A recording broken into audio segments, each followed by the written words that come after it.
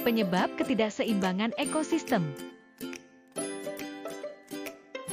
Halo anak-anak, tahukah kamu, Cirebon merupakan daerah yang memiliki kekayaan budaya lokal yang beragam.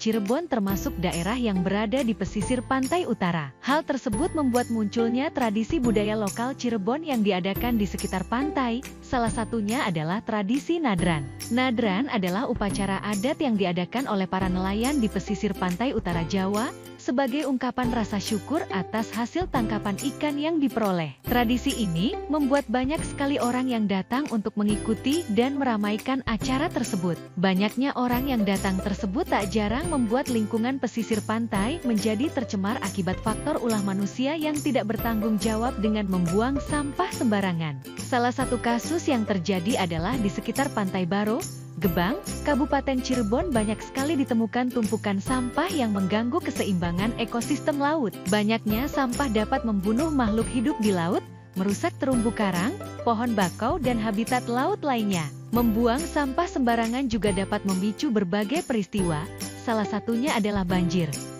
Banjir dapat terjadi akibat adanya tumpukan sampah yang menghambat aliran sungai dan mengakibatkan air sungai meluap.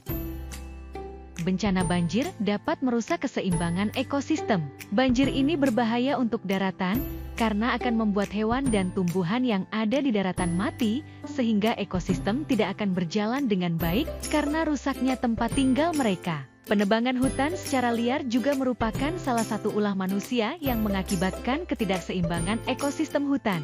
Penebangan hutan dapat menghilangkan sumber makanan makhluk hidup yang tinggal di hutan. Hal ini membuat rantai makanan terputus dan mengakibatkan penurunan populasi atau punahnya hewan karena kehilangan sumber makanan dan habitatnya. Penebangan hutan juga mengakibatkan hilangnya kesuburan tanah karena menyerap matahari terlalu banyak, sehingga dapat menghambat proses pertumbuhan tumbuhan baru. Selain faktor ulah manusia, faktor alam juga dapat merusak keseimbangan ekosistem, yaitu bencana alam seperti tanah longsor. Tanah longsor terjadi karena adanya curah hujan yang tinggi di daerah pegunungan yang membuat tanah longsor menimpa wilayah di bawahnya. Tanah longsor dapat merusak lahan pertanian, mematikan vegetasi yang ditanam, dan membuat tanah tidak bisa ditanami sementara waktu.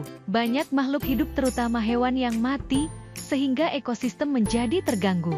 Faktor alam lain yang dapat mengganggu ekosistem adalah kebakaran hutan akibat kekeringan. Kebakaran hutan dan lahan berdampak pada rusaknya ekosistem dan menyebabkan musnahnya flora dan fauna yang tumbuh dan hidup di hutan.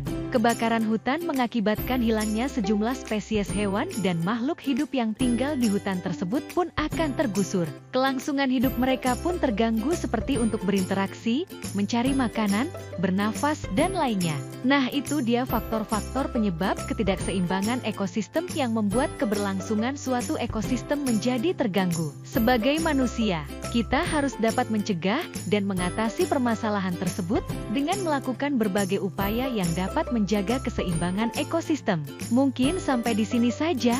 Sampai jumpa di video selanjutnya anak hebat.